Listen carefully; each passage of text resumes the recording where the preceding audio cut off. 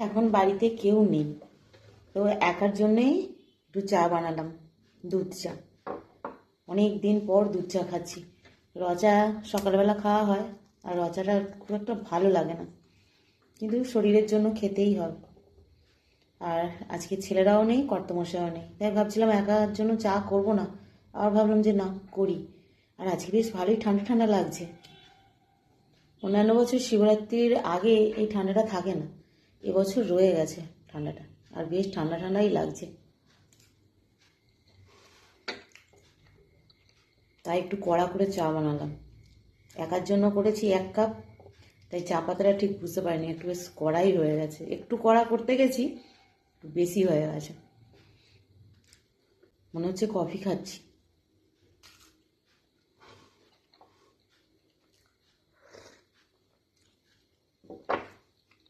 আগে আমরা যখন শিবরাত্রি করেছি, সারা রাত জেগে করেছি জানো। আমি আমার জেঠুর মেয়ে করতাম তো, আর বোন যখন করবে বলতো মানা করতাম যে না পারবি না, করতে হবে না, এরকম করে মানা করতাম। ও যে কোনো কাজ আমি ওকে মানা করতাম যে আমার সঙ্গে করতে হবে না, তো যেহেতু আমার থেকে অনেকটাই ছোট তাই পরে করবি, এরকম আমার মেন্টালিটি কাজ করতো।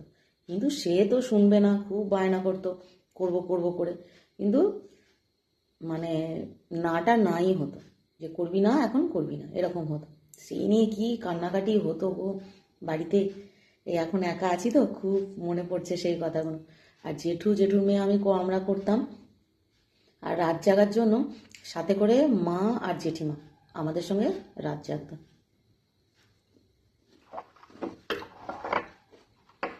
আর সেই শিবরাত্রির মজাই মানে আলাদা ছিল, আনন্দই আলাদা ছিল।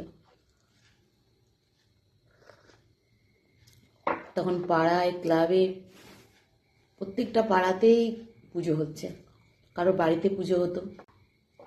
তো যাই হোক, যে পুজোই হোক বাড়িতে করলে তার আনন্দই আলাদা। আর ওই যে ক্লাবে, পাড়ায় যেটা হয় সেটারও কম মজা নয়, খুবই আনন্দ হতো।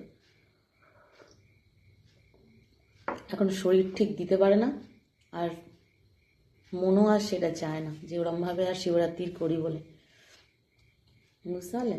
তখন ঠাকুমা বলতো যে ভালো করে যত নিষ্ঠাভাবে উপোসটা করবি তত ভালো মানে স্বামী পাওয়া যাবে।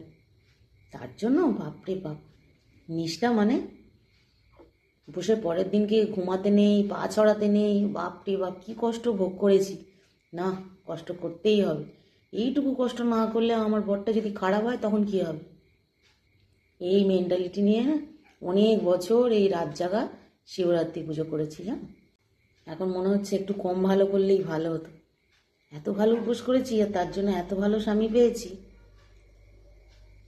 একটু কম হলেই ভালো হতো, বেশি বাড়াবাড়ি হয়ে গেছে। তাই জন্য এখন আর ওই রাত জাগা হয় না, উপোসটা কোনো রকমে করি আর কি। কোনোদিন চা খাই ছেলেদের সঙ্গে গল্প করতে করতে, কর্তামশাইয়ের সঙ্গে গল্প করতে করতে।